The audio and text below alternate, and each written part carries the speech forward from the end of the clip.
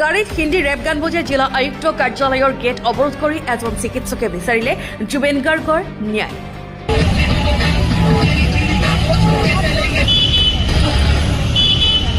কেৱল গান বজোৱাই নহয়, চিকিৎসকগৰাকী বহি পৰিল জিলা আয়ুক্ত কাৰ্যালয়ৰ সন্মুখতে।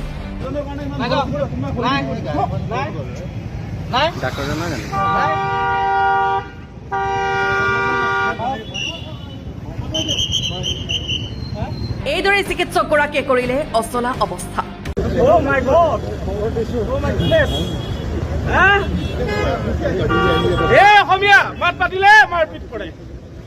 চিকিৎসকজনৰ কাণ্ডত অতিষ্ঠ হৈ ৰাইজে খবৰ দিয়ে আৰক্ষীক।